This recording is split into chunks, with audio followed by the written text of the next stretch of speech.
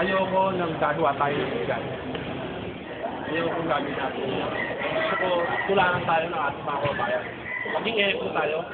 Diba? Lalo ako, hindi mo tayo matatagal na mayor dito. Hindi natin alam kung hanggang kailan ako dito. Pero siyempre, gusto ko maging matatag. Ang bayan natin.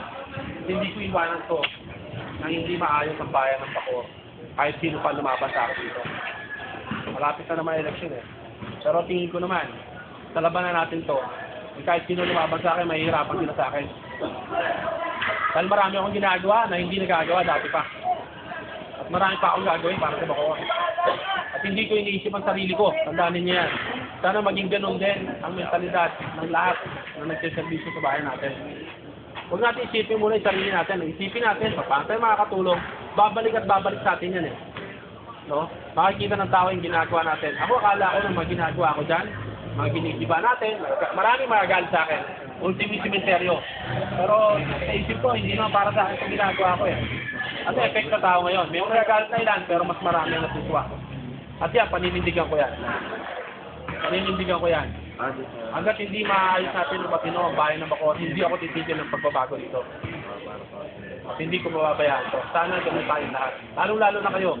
Alam ko medyo nahihirapan kayo ng paminsan-minsan. Pero, may konting hirap, may ginawa yan. No? Pagka naging matatag ang munisipyo natin, no? Pagka naging tulad tayo, malay nyo, nagbibigyan ko kayo ng mga posisyon na, ng mas magandang posisyon na para sa inyo. Regular kayo, di ba? Mga permanent kayo dyan. Di ba?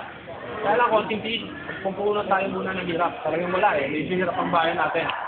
No, ginagawa ko ng paraan lang para gusto ko i-maintain natin ang peace and order dito eh. No? Kaya nga gusto ko kayo ang ang strike force kasi walang mga yan eh. Walang mga allowance yun eh. Kayo talagang tunay na talagang masasabi natin talagang dapat ang tumutulong sa tao. Dahil puro volunteer lang sila eh. Puro volunteer yan. Kung sabi ko nga kahit si Kevin Reyes, ang dapat titigil talaga ang MSD. Dahil ang MSD, may mga commitment, may obligation itong mga taong to. May training to, hindi ka to ng strike force, may voluntary siguro. May naman sa community na volunteer yung mga yan. Pero sa mata ng gobyerno, kayo ang kinikilala, lalo na ng pamahalaan natin. Kaya ingatan nyo yan. Makakasa ako sa inyo dyan. Okay. Maraming salamat. No, ayan, magpapasko na. Meron kayong Christmas party, no? Meron. Saan dito? Mamimigay po kayo ng... Mukhang marami bibigay sa inyo si Marvin, eh. Si Mayor din na magbibigay nun. Proyekto niya yun. Maraming bibigay. Through Livelihood Division, At ako naman, yung mga ibang pwede natin mga programa para sa mga asawa nyo rin, di ba? Patraining nyo yung mga asawa nyo sa livelihood natin. At ako yung marami rin ibibigay ng mga tulong sa livelihood development natin. Sulungan daw tayo ni Atelita. Meron akong mga dyan, yung tindahan. May tindahan ako eh. May bibigay. Pwede nyo ayusin yun eh.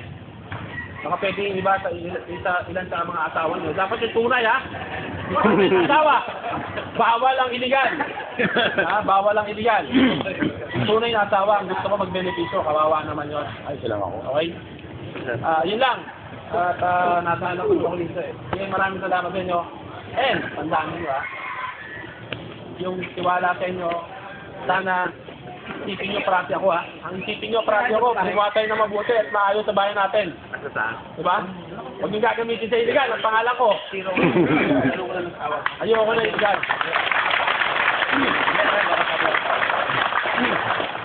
Okay? Sige, paano na kami. Thank you.